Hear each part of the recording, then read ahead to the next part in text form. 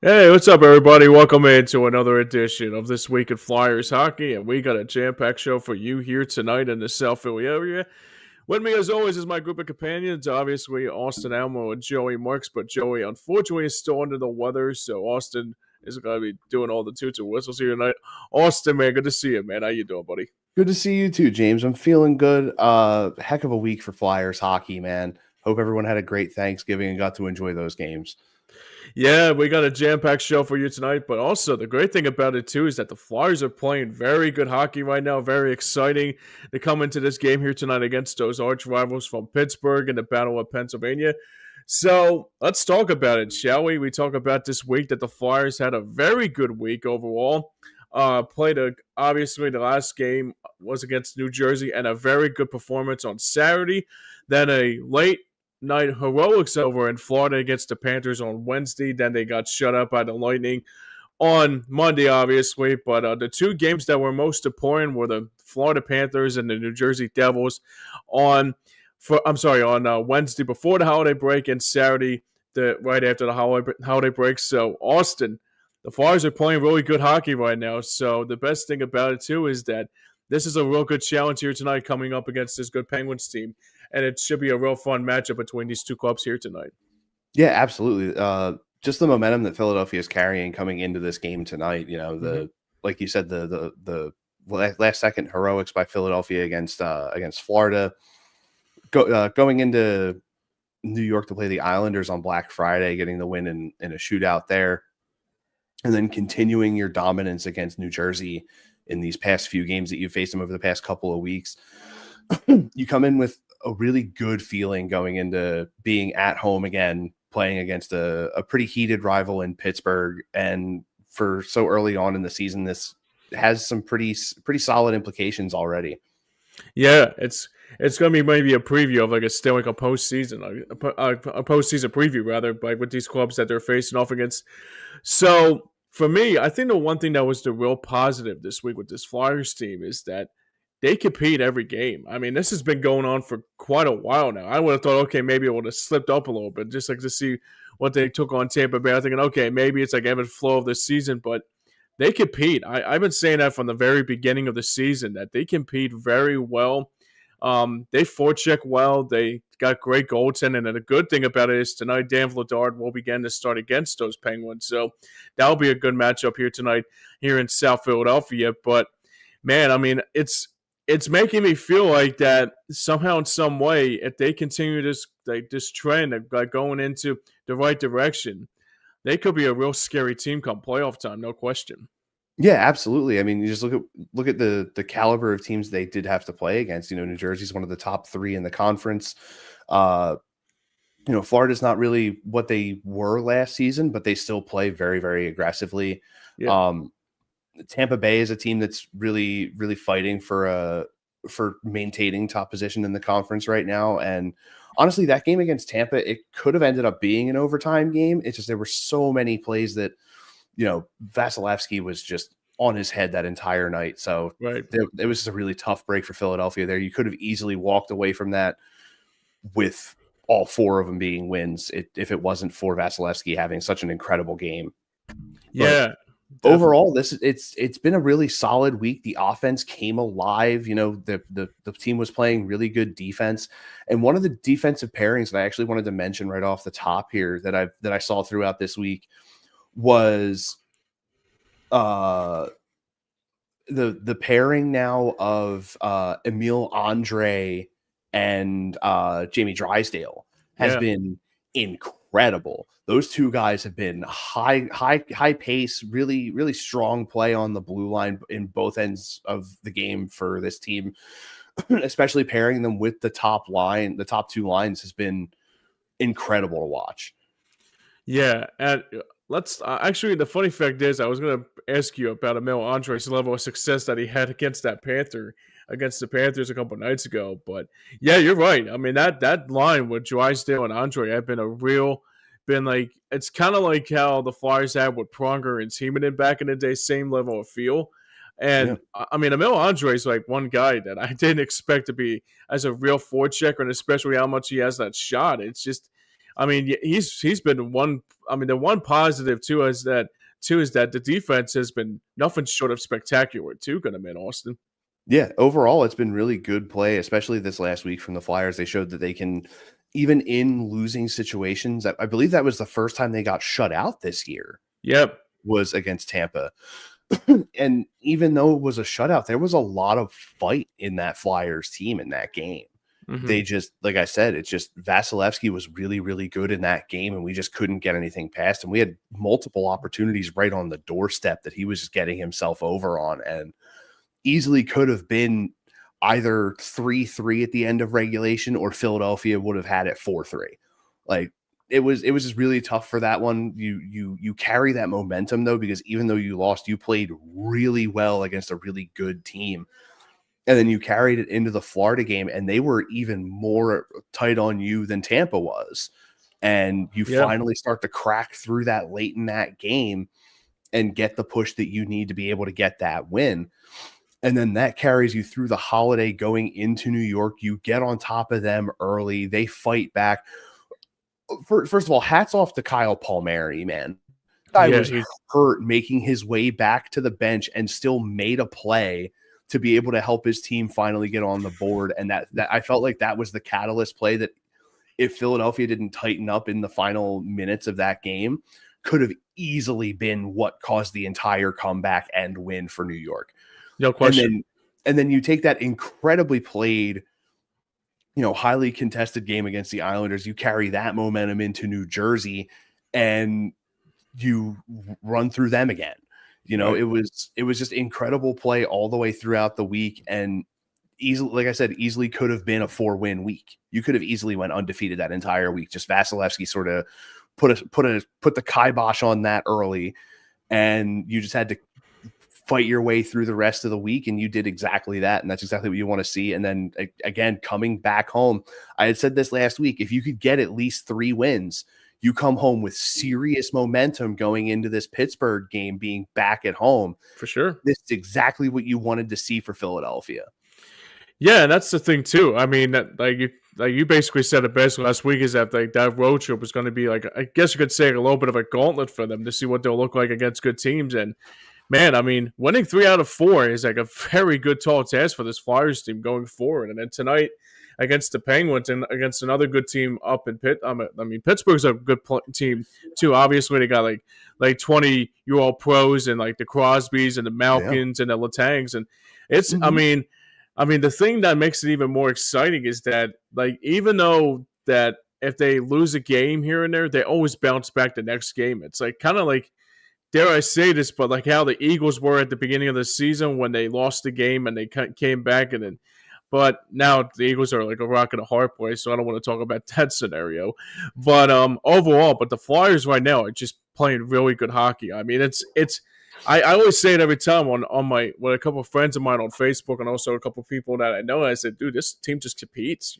They just they play a better sound of hockey than obviously we talked about last week with John Tortorella and all the level of. I think now all of a sudden, like, Tocchet is teaching these players how to win good hockey games, and they're showing in every which way. And I think that's going to be even more of a big rock to climb here tonight, especially. And I think they can be. I think if they find a way to win this game here tonight against Pittsburgh and against other teams like Florida and other teams in general, like, they could be really a good team. I mean, when the seeds like start to become more like for postseason play.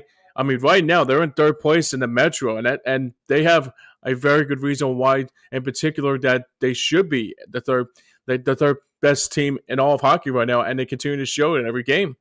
Yeah, and the month of December is going to be a really tough one for Philadelphia. I mean, we play. I mean, it's pretty much front loaded, but you play a lot of high caliber teams from both the Eastern and Western conferences this month. Mm-hmm. You start with a couple of middle of the pack teams in Pittsburgh and Buffalo, and then it's Colorado, San Jose, Vegas, home and home with Carolina the 13th and 14th, and then Montreal, Buffalo, Rangers, Vancouver, Chicago, Seattle, Vancouver, Calgary.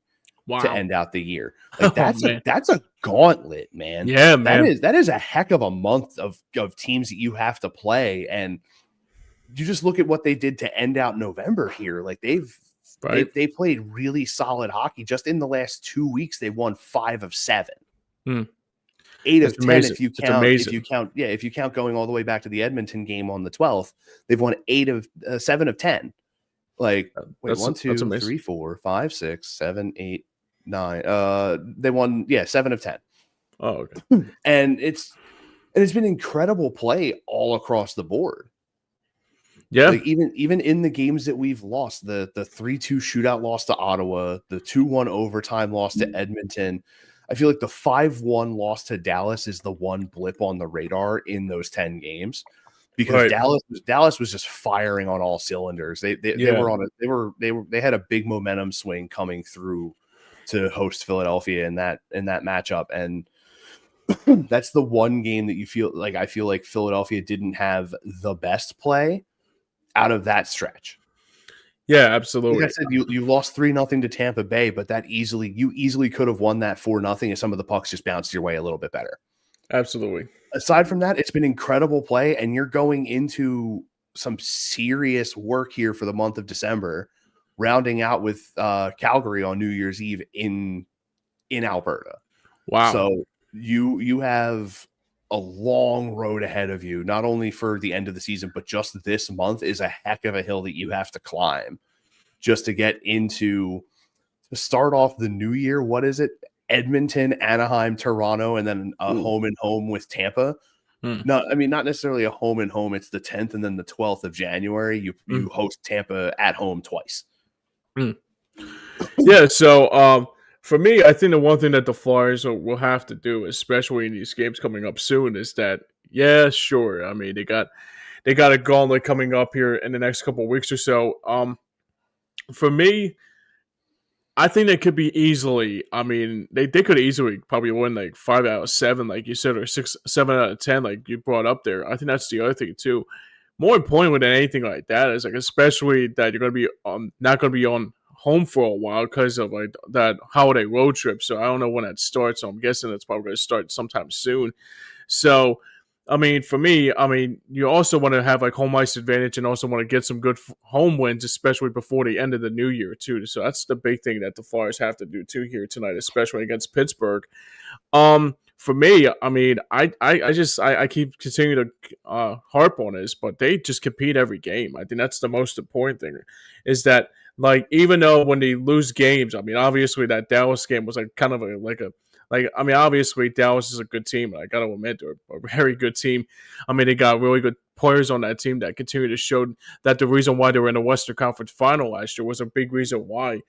But yeah, I mean, that's the big key here, especially what the Flyers have to do here if they want to try to win games whenever that matters the most. I mean, right now, I mean, if the Flyers like continue to play the same games like they always do in those later months of the season, I mean, that they could be a very good, they could be a real good scary playoff team come April for sure. Yeah, and when you look at the schedule for the rest of the month, a lot of those are on the road. You have from today to the 11th at home, to the 13th, and then that second half of the home and home with Carolina is a 4-game road trip, back home against Vancouver for one, and then back out on the road to round out the new year. So this is going to be big for getting big key road wins going forward for this team, because a lot of that is going to help dictate where you're going to stand in the conference when playoff positioning does come near the end of the year. If you can win some more of these games on the road, because that was one of the more impressive road trips I've seen from Philadelphia in a long while. That was exactly what you wanted to see Philadelphia do, was carry the momentum that they had coming out of home ice play to take it on the road and be able to play as well as they do on home ice on other people's rinks. And you have a lot of road games this month. Right. So just take it one game at a time. That's going to be the main takeaway from this. Keep the play the same. Take every game as if it's game one of the season. You want to play as hard as you can, all 60 minutes. If you have to play extra, but play hard the entire time. And Philadelphia has done that consistently this year so far. Definitely. And the last thing I'll say about this too is that if they play very well to the capability that they have all season, like, especially with that Olympic break coming up soon, I'm going to be really excited to see what that second half of the season is going to look like, and we're going to have a lot more exciting hockey going forward too. And that's the thing too. All right, let's move on here. Let's check out today. Actually, we got a game here tonight, obviously here in the South Philadelphia area between the Flyers and the Penguins. So Austin, I always talk about the keys of the game when the Flyers are not playing, but now since there's a game here tonight, what would your keys to the game here tonight would be like against this basically very good Penguins team coming into South Philly tonight? You're probably looking at a goaltender matchup of Vladar Jarry more than likely. Hmm. And it's really just going to be just play the game that you've been playing.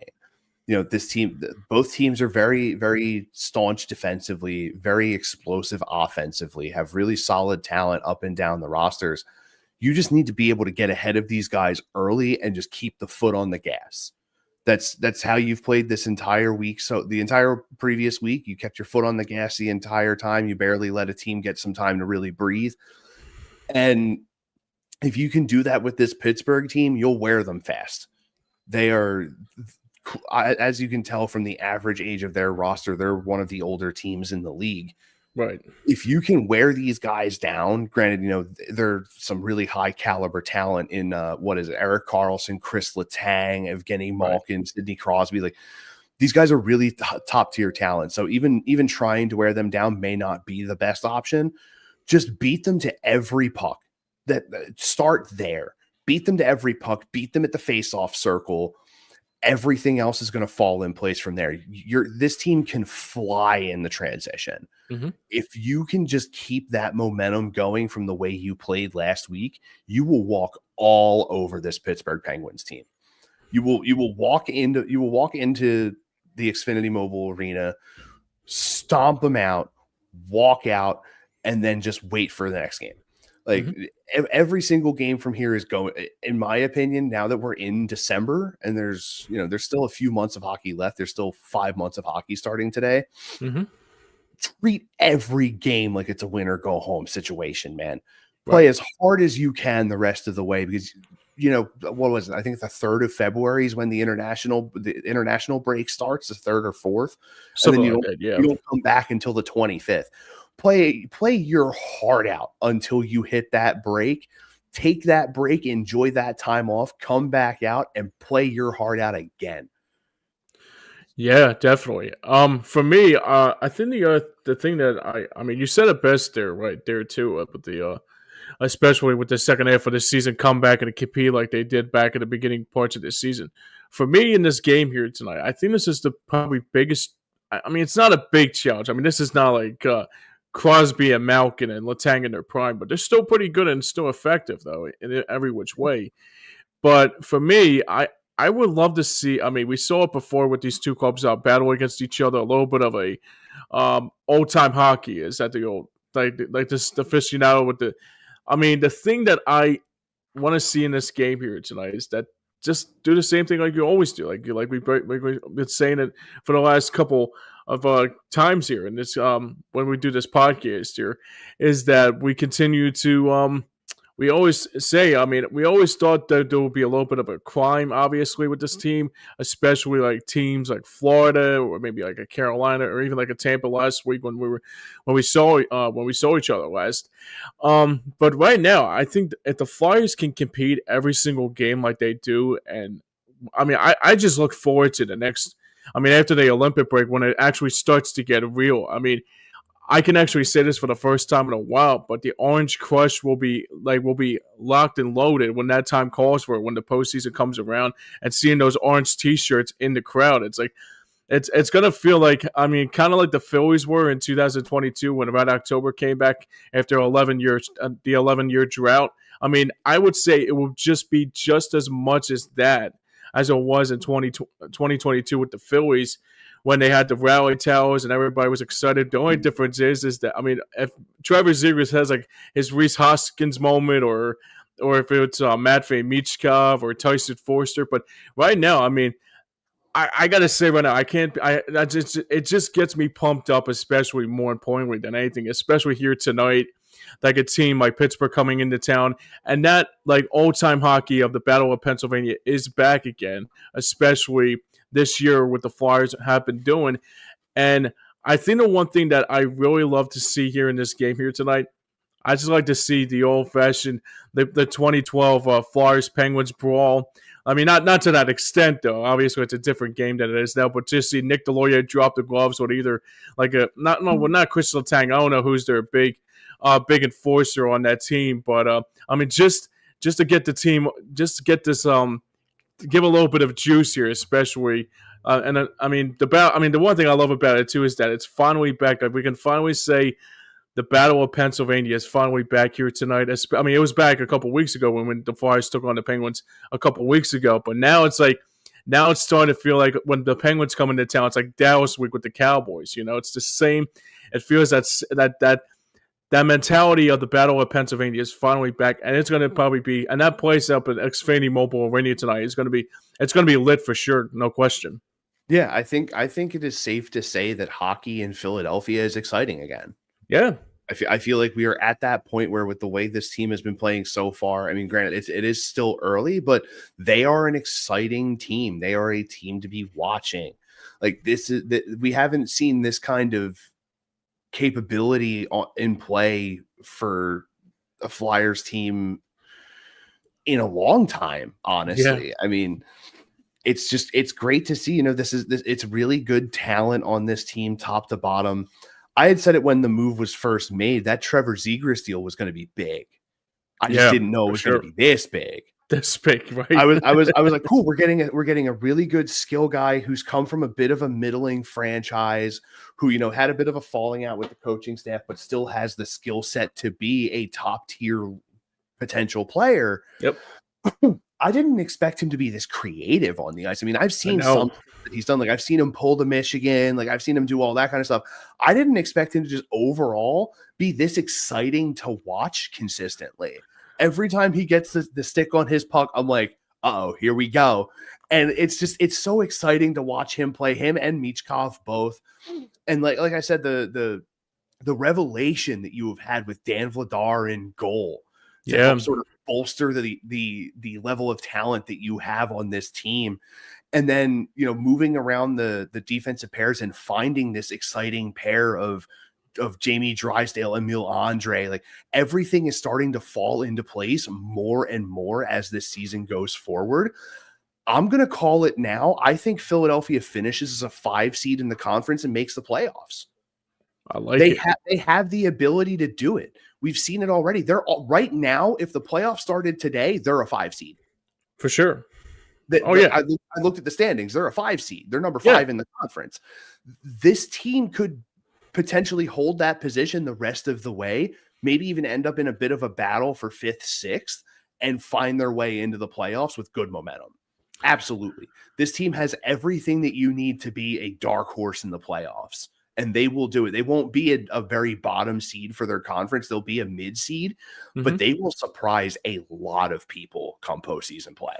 Yeah, I'm in the same boat as you are for sure. I think the other thing too with the Flyers, I always go back to 2010 with this team, especially like how they got into how they were the 7th seed in that postseason, and they ran it.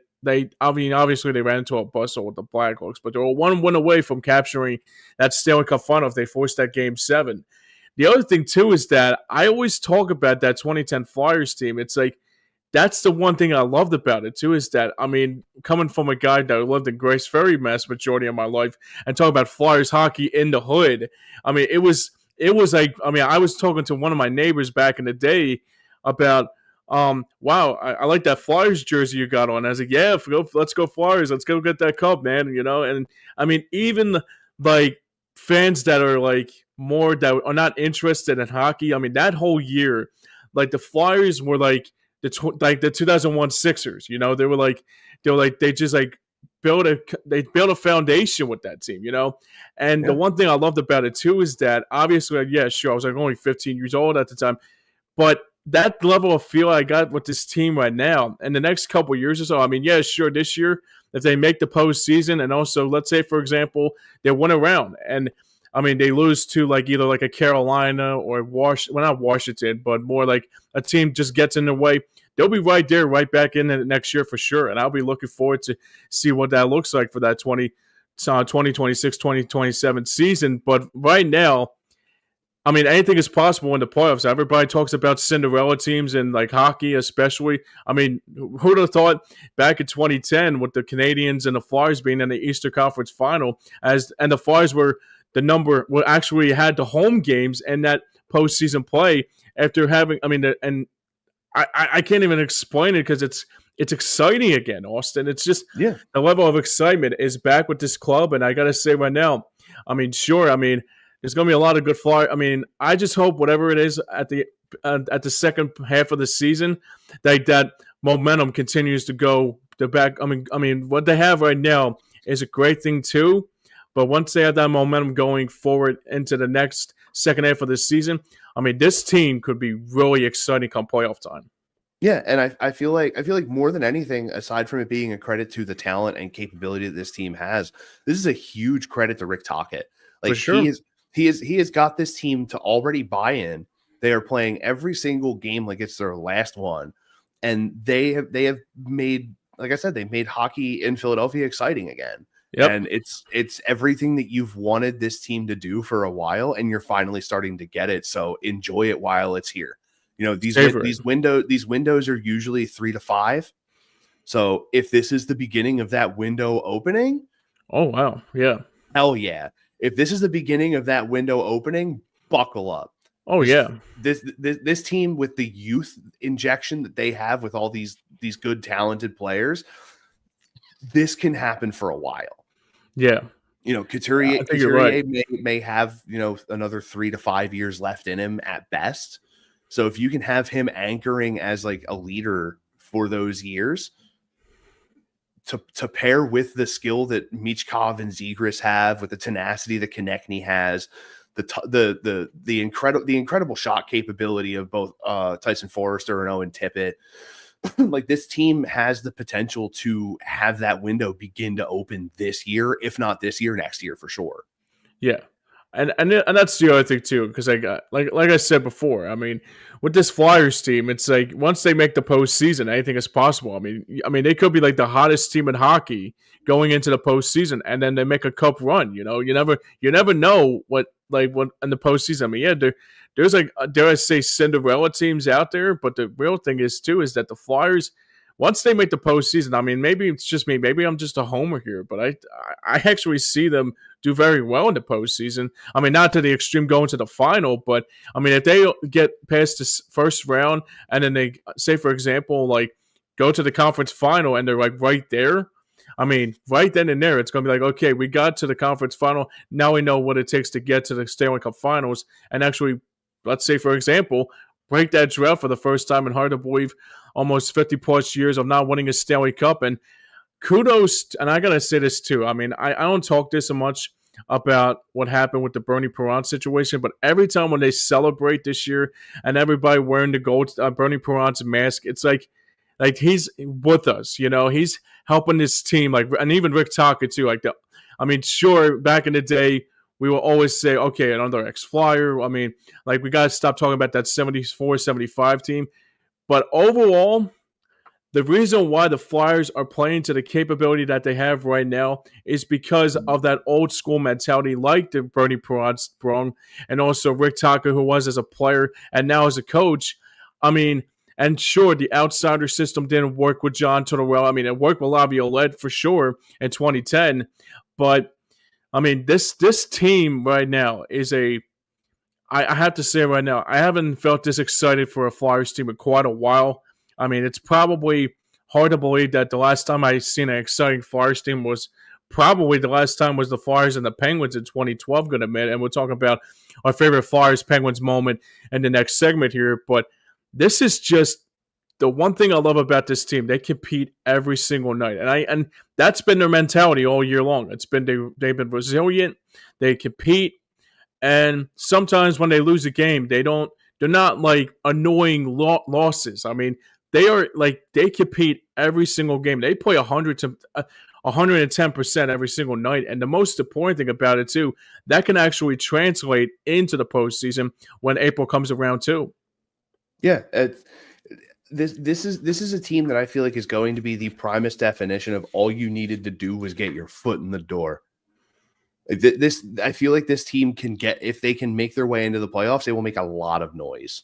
Mm-hmm. It may only be for 1, maybe 2 rounds, but the noise that they make will send a reverberation through the Eastern Conference. Like, hey man, Philadelphia may have been dead for a while, but we're back.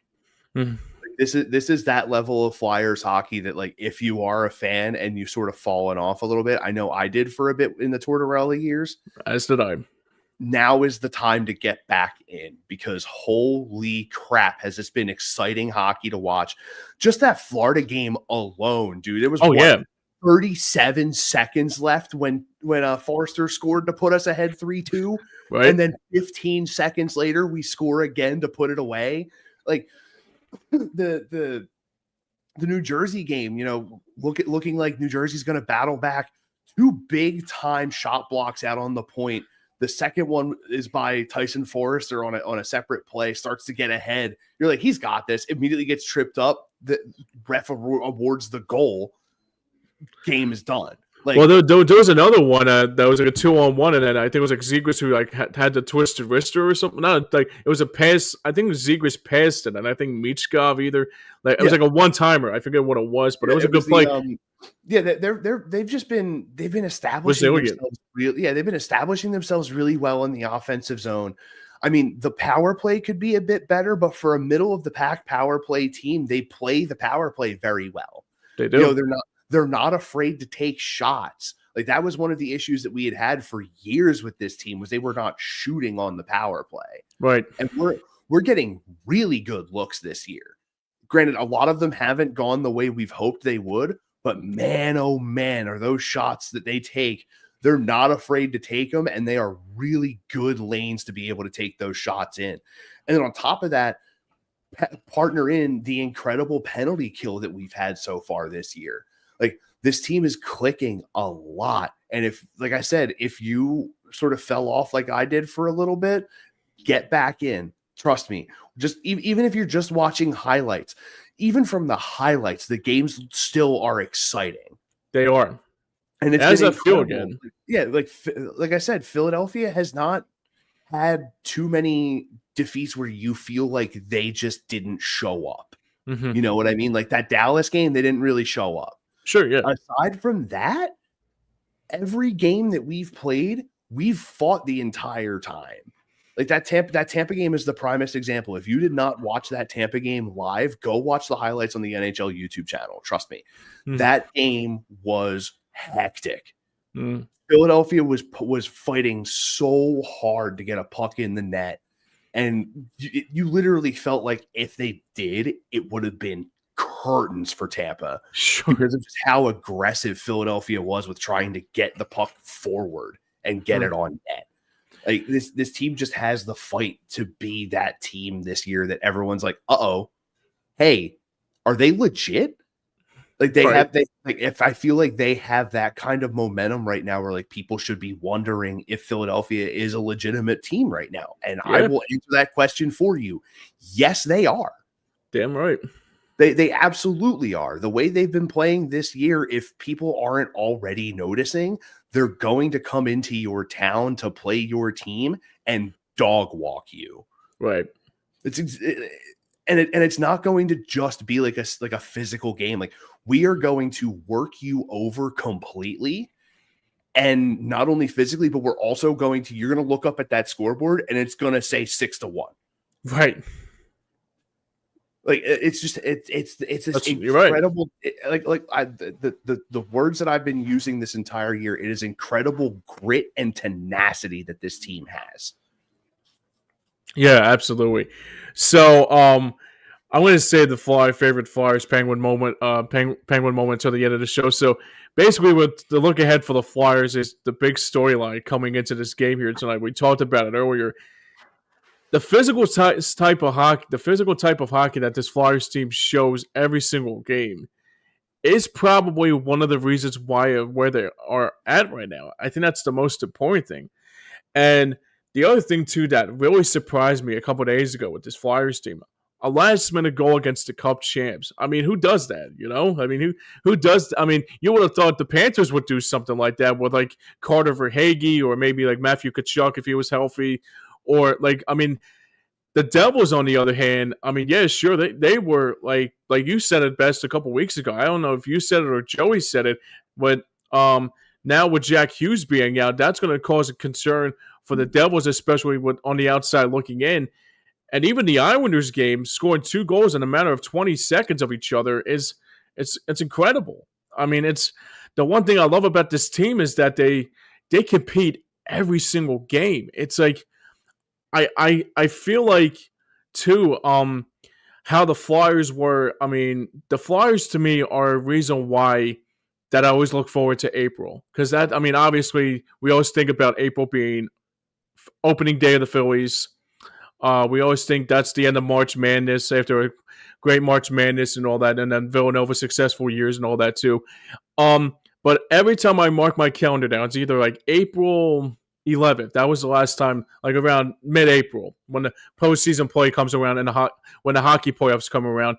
And I always tell my uncle or my friends of mine, it's like, damn, I wish the Flyers will be in the postseason because I miss that feel about the Flyers being relevant. And now it feels like now more than anything is that the way they're playing right now is that orange and black orange crush in April will be, I mean, that place will be jumping in April, and I hope, and if they continue to go down this road, I mean, before a couple of years ago, when John Tortorella got this team to the post, I mean, he almost had one game left to get them into the postseason, but I think it was like Detroit got in the way or Washington got in the way, this, that, and the other. So now it's like it was both. I think it was both. Yeah, I think it was both more than anything. I agree. So for me, I think for sure I'm right there with you. I think the Flyers will be a 5th seed. I mean, and that will be a good thing to too, especially if they are a 5th seed and they take on a team. I mean, 4th and 5th seed are actually they're kind of like neck and neck of each other. I mean, obviously it's not like a 2 and a 7 or a 1 versus 8, but 4 and 5, like being like either a 4th or 5th seed, that's not bad. That's actually that's pretty good. Yeah. Yeah, and if the playoffs started today, it would be a series against the Capitals starting in Washington. Okay. Which, that's not bad. Which, I'm not going to lie, the storyline of the upstart Philadelphia Flyers against Ovi and what could potentially be his final playoff run is kind of big. Like, I'm not going to lie, like that's huge competing storylines right there. Trying to eliminate Ovechkin from getting this, trying to eliminate the greatest goal scorer. Oh, that would be that would be epic, man. What a storyline! Not only is Philadelphia an upstart team making a playoff run, but they send Ovi out in what could potentially be his last year. Oh my god! Oh man, dude, that would be rad, man. That would be so sick, so poetic, dude. I would be all on board for that storyline matchup. Yeah, man. I mean that's how I feel about it too. You know, if that's Ovechkin's like way to go out, especially if we eliminate him, that would be pretty cool. That would be like the Eagles beating Tom Brady and Patrick Mahomes in the last couple Super Bowls. So it would be that iconic. I mean, that's how I mean, yeah, sure, Ovechkin's the greatest goal scorer that ever lived. Obviously, if he comes back and also tries to come back and tries goes for goals and like probably score 1,000 maybe, but I don't see it happening. He's got 900. So if Ovechkin does come back next year, I mean, sure, I mean, we'll worry about that when the time calls for it. But still, I mean, Ovechkin versus the Flyers. I mean, that should be. That could be a very good matchup, and I'll be looking forward to seeing that, especially if that becomes a legitimate more than anything. Yeah, and it's just fun to speculate right now, honestly, more than anything, just because of the fact that Ovi's not even their top goal scorer this year; it's Tom Wilson, which is crazy, right? Because Tom Wilson was such a pest for so long. he turned into Ovechkin. Yeah, like, and another crazy thing is Ovi's at 909. Right. It would probably take him like 2-3 more years to crack 1,000, and he looks like he has that gas in the tank. He does. Like, I'm just being honest here. Like, I know it's sort of going off topic here, but like Over No, I'm looks with like you. he could maybe play like 3-4 more years the way he's Right. playing so far this season. But he could easily crack 1,000. Definitely could crack 1,000. Give that man the time to be able to do it, and by God, he'll do it. Hey, look, if he still thinks he can do it, he can still do it. I mean, obviously, here's the other thing too with Ovechkin. It's just that, the thing with Ovechkin is that he could score 1,000 if he wants to. But the question is, though, would he want to do it, or is it going to be like that? It's going to be something like that has to be talked between his wife and kids about. Okay, does he still want to continue to do this? Obviously, I mean, retirement is undefeated. Fatherhood's undefeated too for sure. So, I mean, I looked at Tom Brady. The same thing too is that when he retired, when he won those 7 Super Bowls, I said to myself, when is he ever going to retire? I mean, that's the same thing I feel about Ovechkin. But the other thing with Ovechkin, though, he's not. The one thing I love about Ovechkin is that even though he's scoring these goals, and also that when he scored 895 last year, it's like, yeah, that's what has to happen with hockey nowadays. Is that there's not a lot of there's a future that has like upcoming stars in the making, like the Connor Bedards and the Malcolm Celebrinis, and the list goes on and on too. But Ovechkin coming to town was like LeBron James coming to town when he was with the Cavs, or Kobe with the Lakers, or maybe for me it was going to Mike Modano and the Stars coming to town, because obviously I was a big Dallas Stars fan growing up. But I never saw Ovechkin play. I saw Crosby a couple of times here and there at when he came to South Philly.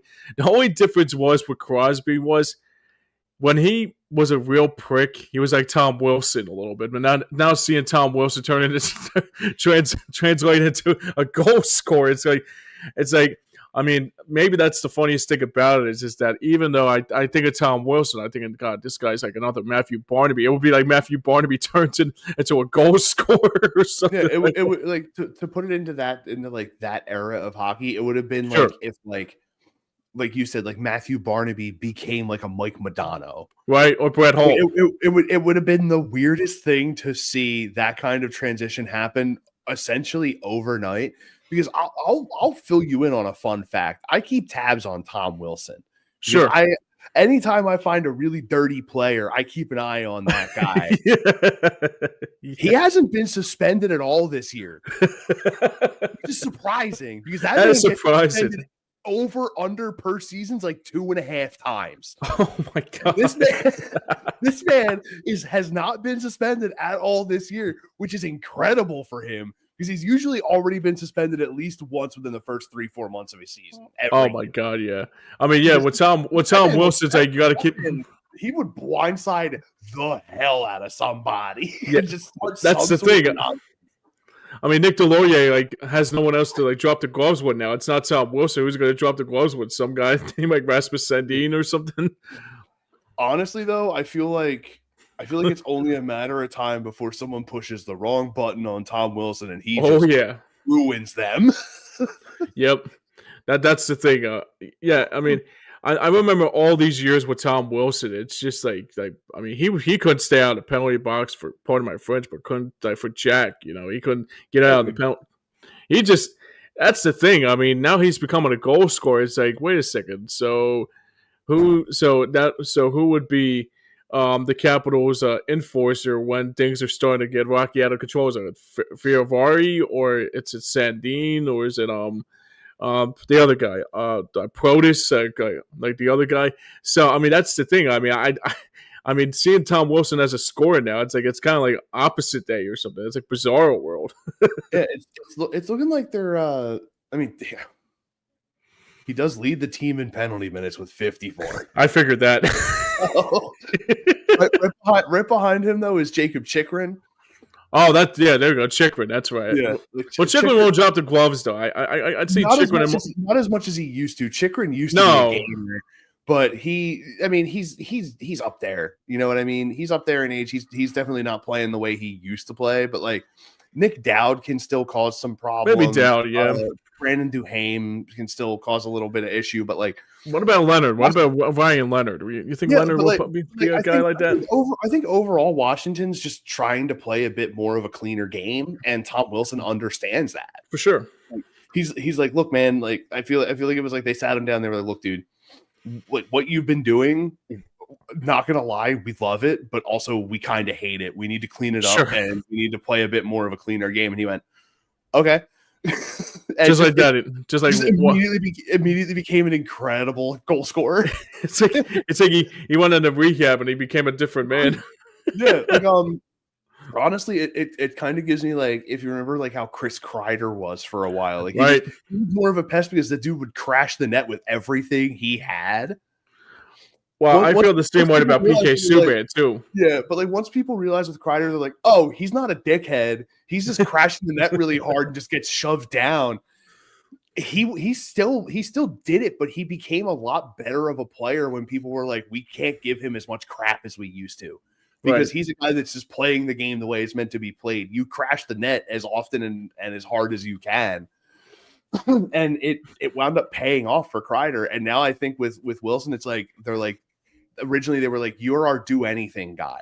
Right. He was like, all right, cool. So his anything was do anything to everyone that isn't your team. And then they're like, hey man, remember when we said do anything? We meant like you can take a body or I don't know, put a puck in the net. And he went, oh, that I got you. Hang on. Yeah, man. Yeah, it would be like another thing too here. I keep on forgetting his name. I just have this. Dubinsky. It would be like Brandon Dubinsky turns into like a forcer into a goal scorer. You know, it's kind of like how Dubinsky was a real pain in the ass too. Like how like Nick or Foligno's his career, like he was both of them were just like game to take on anybody, and then they were like, hey man, you're like 30 now, yeah, let's try and save your body a little bit. And they went, okay. Or Bufflin, or Justin Bufflin, becoming a scorer. Yeah, and they were like, they're just like, hey man, like let's try and not wear yourself down by fighting everybody all the time. they were like, yeah, sure, you got it. Man, I feel like also like goes to the mental pliability of hockey players when you really think about it, because a lot of these guys, they're taught coming up, they're like, do anything and everything you can to be able to make yourself an impact on an NHL roster. That's exactly what they've done. Like Tom Wilson made his impact in the physical game. Sure. And then when you finally become like that guy that they need, they're like, hey man, you want to? We think maybe you should try and change your role up a little bit here. How would you feel about having the puck on your stick a lot more? And they're just like, yeah, you got it. And then they just go and do it. Like it's incredible to have a player be like, I will do whatever it takes to get here and stay here. And then once they're there, the team's like, hey man, could you change up your game a little bit? And they're like, yeah, and just like that. It helps with the staying power. Sure. Like being that malleable for as a player for a coach is big. Oh yeah. Like knowing that you can take a guy that's been just like your guy that for faceoffs. Like think of it in like levels of like the way Sean Couturier plays. Like his main thing when he first came up was he could win faceoffs really, really well. Like very often, very consistent at the dots. And then over time, the rest of his game evolved around that. Mm-hmm. So he's still good at faceoffs. And they were like, hey man, you're great at faceoffs. Let's work on you trying to find people on the ice to get open men to be able to put shots on goal and in the net. And he started doing that. And he became a really good puck movement guy. And then they're like, hey man, we're getting to the point where we may need you to be in more of a leadership role. Would you be cool with, holding the puck a lot more and, looking towards the net a bit? He was like, yeah. So he started putting more pucks in the net, still also finding guys, still also winning in the faceoff circle. What comes with that was his capability to be really staunch on the penalty kill and to be an extreme asset on the power play. So it's like once a couple of things have to shift, other pieces fall into place for the progression of a player. And It's more visible in hockey than it is in most other sports. Yeah, no question. Because of how often you're just consistently rotating through these guys. Like we've seen with the buildup of Emil Andre this year. Right. He was a guy who was a third pair defenseman to start the season. And we didn't think he was going to get a lot of work. And he's been making the most of every opportunity. He's being as pliable as possible for Rick Tocchet. And it's been getting him these opportunities. He's starting to play a lot better, like you saw last week. Yep. And he's in this position to be a top pair defenseman now with Jamie Drysdale. Like, right. It's such a quick evolution that seeing these opportunities that he's being able to take and run with is just more to not only the players buying into what Tocchet is trying to do with them as a team as a whole, but each individual player be willing to change the way they play to make the team better. Right. And you're seeing that with a lot of guys. Like Tom Wilson's a prime example. He was a guy that, was consistently that pest type of dude. He would take some extra liberties with somebody, that kind of thing, get suspended a lot. This year, clean. Does he have a lot of penalty minutes? Yeah, that's kind of expected. It's still Tom Wilson at the end of the day, but he's their top goal scorer, which is incredible. So like, it's big to the capability where the best ability is availability. Right. That's the thing too. And maybe like the thing about it too is the Eagles should learn something about that too. Like the last couple games. I mean, the way you said it there perfectly, I think that's exactly what the Eagles need to get back to, especially if they want to get back at postseason play. But obviously, this is a Flyers podcast, so we won't want to disturb our beloved Eagles, and also want to talk some more pucks here. But I mean, I agree. I'll say this really quick in terms of that. It's a lot tougher with football to do that because each player plays a very specific role. Right. It's a lot tougher for an offensive guard to become more dynamic in the offense. Right. You know what I mean? Where with hockey, it's everyone has an opportunity to be an offensive player and a defensive player. So you have more opportunity to showcase both sets of skills. Where with football, it's like you're a wide receiver, you're predominantly going to be catching the ball. You're an offensive lineman, you're just going to block. Like it's a lot tougher to see a bigger evolution in terms of being more capable to take on more of a role. Like you can, if like, say you're, I don't know, like second, third string offensive tackle and one of the guards goes out and you have to play over there.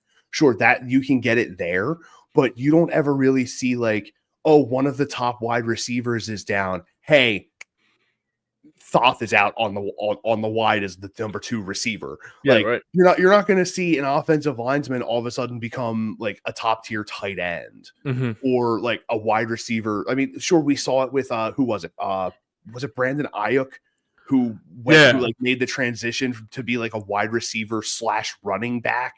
Sure, yeah. Like you see it in fits and bursts sometimes. Like we're seeing it with Travis Hunter. Unfortunately, he's injured for the rest of the year. He's on IR down there in Jacksonville. Right. But you're starting to see a bit of an evolution, like how you saw with Ohtani in baseball. These guys that are willing to do 2 roles and still be viable in both and help your team win. Right. Like you're seeing it with Travis Hunter. Granted, Jacksonville's a bit of a weird place for football. Sure. But it's not very often that you see a guy go from one position to another and still be the same level of player that they are at that position. Right. But like, not saying there's not that opportunity for it to happen. Tim Tebow tried to make a comeback in the NFL as a tight end. Did it work? Yeah, no. That's right. Did it work? No. Did a lot of people suggest to him, hey, maybe you should switch over to being a halfback instead of a quarterback going into the draft? He said no. I mean, he had a great career as a quarterback. It wasn't, GOAT level stuff, but I mean, he had a serviceable enough career as a quarterback. But I feel like what would have been if he had decided to switch to running back. Right. Like, I feel like the most prolific guy that you can find in terms of like playing to the best of his ability whenever the opportunity is given is Bo Jackson. One of the better running backs of his era, and also a very solid baseball player. That's right.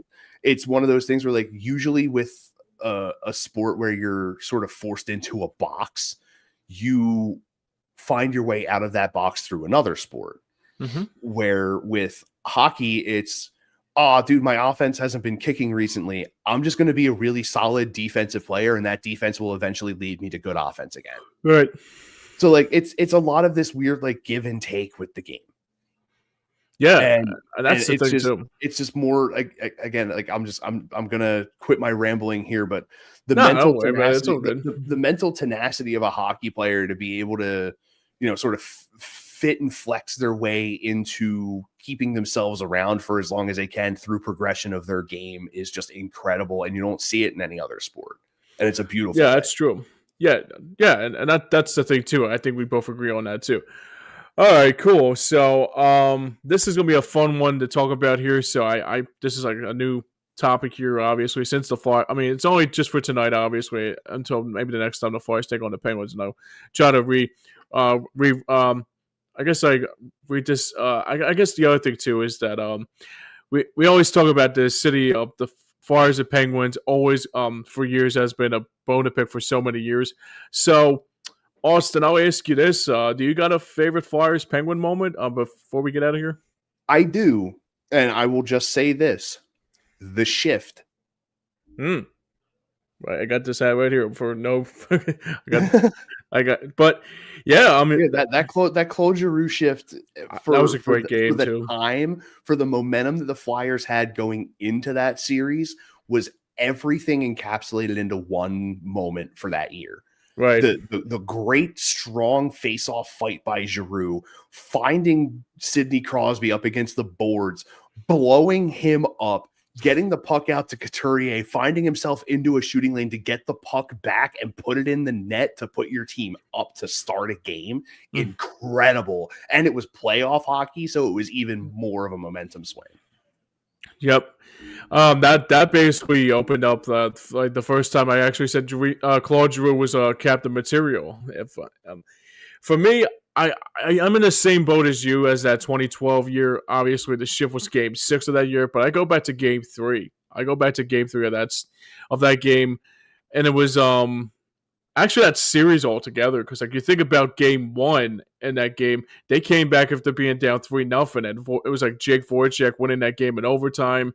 And then Game 3 came in about, and I was watching that game, and I never seen old-time a brawl that crazy than I saw what Sidney Crosby, like, just move, whatever he was doing. He was either pushing Jake Voracek's... Goofing with Timonin's glove. Yep. Yeah. That to me was like... That was like Dave Schultz and like Reggie Leach, like a whole brawl just happened. I watched that maybe a few times, and I said to myself, damn, Crosby was such a prick in that series. I mean, I want to try to keep it PG here. I mean, try to keep it PG to our friend. Sid was everything back then. It was man. Series, he was people loved to hate him and hated to love him. Right. And I feel like at that time, the NHL needed that kind of a player. Right. They needed a guy who had the skill set to be a great player, but also had that mentality to be, again, sort of doing just what you just did, being that prick that can get under a team's skin to throw them off of their game. Right. And then you get your game thrown off by this guy. And then he comes in on the left-handed shot coming down the right wing and just roofing a backhander into your net, and you watch him celebrate the game winner. Like, he had everything that you needed at that time to be that guy, and we got every bit of it. As Philadelphia Flyers fans, we caught every single bit of it. The whole thing with Darian Hatcher knocking his tooth out, and then he scores the game winner, and seeing him like teeth clenched, like celebrating that goal, missing a tooth. Like, it was so, like, I am not the biggest Sidney Crosby fan, sure, but I still appreciate what he has done in his time in the league enough to know that I hate him. Yeah, right. That's all that matters. That's all that matters, right? For me, I go back I go back to another one that was similar to a brawl like this. I think a friend of mine showed me this. I think he was like saying, "Dude, you ever see the 2000 brawl between the Flyers and the Penguins?" And this was like Rick Tocchet and Oh I think it was yeah. Matthew Barnaby. I watched it. I said to myself, "Damn!" I mean, even Hmm. I mean, even seeing Rick Tocchet against his former team, obviously, but yeah, that was another big one Yeah. that is a little bit in the blender that I never got the chance to see because obviously I was a young buck at the time. But no, man, I mean that series. I mean, I think it was around that same time too. Like with that brawl, I think it was the 5 overtime game against the Yep. Penguins that didn't end until like 2 or 3 o'clock in the morning. Yeah. I remember being up watching that entire game. Wow, cool. Yeah, dude, that was and that was when Brian Boucher got put on the map as a Flyers goaltender. If you didn't already know who he was from the whole season leading up to that, Yep. that was his defining moment for that year. We also mind you too that was the same game that Keith Jones did register a point in that game. Like no hits, no Yeah, like less registered a than nothing. completely empty score sheet. Yeah, Yep. aside from ice time, Right. this was the only thing that was put on his stat block, dude. Yeah, Yep.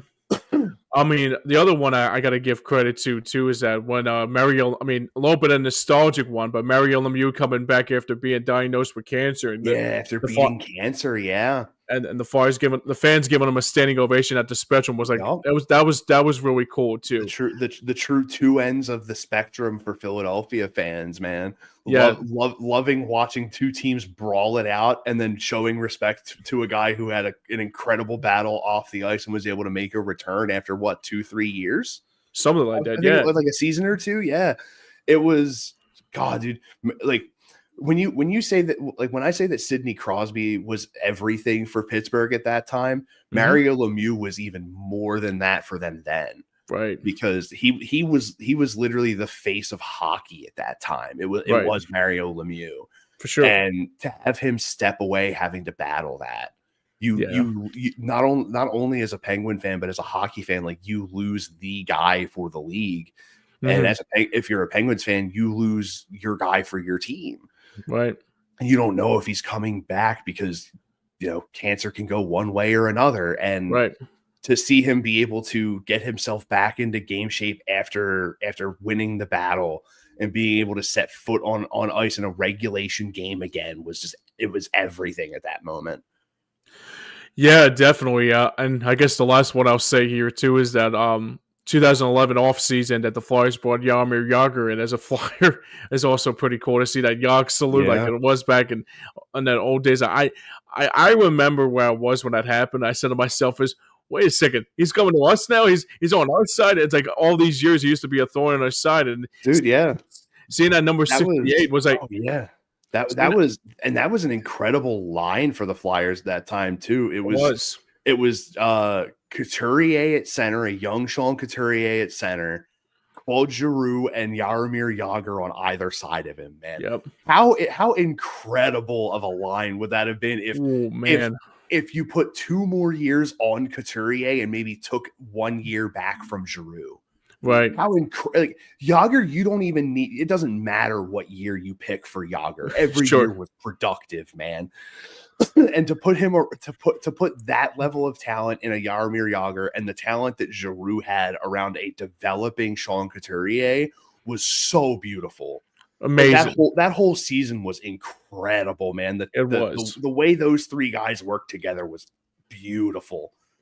Yeah, it was it was probably the one year I say to myself, if the Devils didn't get in away, we could have won that cup. I think that was Yeah, for sure. And honestly. also Briskalov too being away, like being Yeah. the knucklehead he Ugh. was. If you got like Dan Vladar from this generation If you from in honestly, 2020, even in that time frame, if you would have gotten literally any other goaltender sure, that wasn't Ilya Brizgalov, you would have been in the money. right. It Bobrovsky was would a have been perfect. such a good run. Yeah, Bobrovsky was starting to show promise the previous year. You Mm-hmm, spend all this money on a mid Ilya Brizgalov coming off of a down year in Phoenix, right. and then because you're like, we got our guy, you ship Bobrovsky all. I mean, granted, you got a good return sending Bobrovsky out to Columbus. Mm-hmm. If you don't do that, I don't think you get Voracek. Right. And then because of that move, I don't think you get Braden Shen or Wayne Simmons either. Right. You That's don't right. make those moves. You don't solidify a core that lasted for 7-8 years Right. in Voracek, Giroux, Simmons Yeah. for Philadelphia. The whole landscape of that team would have shifted incredibly, and we don't know what way it could have went. Yeah, I mean that's the big if. Like it's kind of like that history will be made commercial. Was it Ed, what if Ed Snyder never got Ilya Bryzgalov and kept Richardson Carter, and then we got Yeah. like kept Bobrovsky? I mean, history will be made, right? You know what I mean? Or even what if Pronger didn't take that high stick to the eye, man? Like Right? Sure. there's so many what ifs. Like I feel like Pronger would have had another really strong 2 or 3 years before he had decided to hang it up if it wasn't for that eye injury in Toronto. I know. Yeah, and that's the thing I worry about it too, because I remember watching that team, and I said to myself, when I saw that, I mean, that was the same night Yager scored his first goal as a Flyer, hard to believe. Yeah. And I remember like Pronger going down, and I was like, oh shit. There You were players on the bench that said that, when it came to Chris Pronger, he was never really one to show a lot of emotion. When that happened, they said they could hear him screaming from down the tunnel. And it was the first time they ever heard him like express any pain or anything. Right. And I feel like that happening to him was sort of the beginning of the end for that window for Philadelphia. Yeah, I do agree. We'll probably talk more about that and later shows here, but yeah, I mean that was probably the last thing I'll say about this too. Is that the Flyers, if they didn't have those injuries, and also with Bryzgalov, a lot of things will be different for sure. Yeah. All right, that's going to wrap it up here today for this edition of This Week at Flyers Hockey. I just had another podcast in mind. So I want to thank Austin Hammel for joining me once again here today. Austin, where can people see you next, my friend? This upcoming Saturday, me and Art are back for the Hardcore Play podcast, and I still need to get in touch with him with what he would think about it, but I think we might be talking about Fallout New Vegas, which is, in my opinion, the best game in the Fallout series. But in the meantime, until Saturday comes, I actually just started playing it over at twitch.tv/Hambo26. Black Friday deals hit Steam on Friday, and I saw the Ultimate Edition with all the DLCs on sale for $8, and I had to scoop it up. It was an absolute must grab, click buy. But yeah, I mean, I just started, so probably put about 2 hours into it today. I'm going to be continuing it in probably around 6:30 p.m. So if you don't follow me over there, make sure you do so. I am on the road to 200 follows. Nice. Fun thing is going to happen when I hit 200. It's going to involve this being gone. Sure, yeah. I am awesome, man. My plan is when I hit 200 follows, I'm going to shave my head live on stream. Oh my god. Yes. Are you serious? I literally, I think the closest I've come to it is I think I did like a 3 all around a couple times when I was younger, but I've never been clean shaven off the top. The beard's going to stay. The beard stays no matter what. It's just this up here. Control A, backspace. Wow. I am going crazy, to look man. So weird when 200 followers hits on that channel, man. But man, I'll be looking forward to that, man. If you miss out on any of the live streams, I do my best to try and export them all from my Twitch over to my YouTube of the same name. I'm actually in the process of going through all of my clips from 2024 on my Twitch channel, and I'm going to be putting together a compilation of my top clips of the year. Probably going to debut it on the Twitch channel and then post the raw video over to YouTube. So it's going to be like my little, I'm finally learning actual video editing kind of project. So make sure you stay tuned for that. And then of course, next week, same time, same place here for This Week in Flyers Hockey. Cool. Sounds good, man. All right, so that's going to do it for us here today. I apologize for Joey not being here. I guess he's still under the weather. He'll be back very, very soon. I'm hoping me and him will be back for this week. Nah, this week. I'm sorry. We got a Pass and App Sports Show hopefully this week. So we'll be talking about hopefully the Eagles, hopefully getting their priority straight against the Chargers. We got some Flyers talk. We'll probably talk some Sixers talk too along the way. So always remember, if you're a new subscriber, recent subscriber, or just a subscriber already, hit that like and subscribe button over at Hardcore Sports Network and our sister station, Streampunk Entertainment. If I can find it. All right, here it is. So it's at Hardcore Sports Network and Streampunk Entertainment. And also, just if you like this show, give us a thumbs up, and we'll hopefully see you guys next week. So now for everyone behind the scenes and for everyone that made it work, for Austin and for myself and Joey Marks and everybody else here on This Week in Flyers Hockey, and from all of us to all of you, enjoy the game, everybody, tonight, and we'll see you guys next week. Good night and good hockey, and we'll see you soon.